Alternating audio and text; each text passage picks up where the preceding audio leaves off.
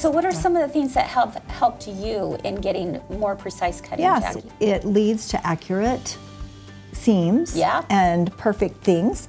It prevents errors. I mean, once you make an error and you're always backtracking and trying to fix that error. Yes, so you are. fabric preparation, which I think is another thing that's really important, that we prepare our fabric ready for cutting. Sure. As it's rolled on, it's not rolled on perfectly, squaring up the fabric. Now you take 2 rulers, so then I will slide it over as close as I can. I will take my other one.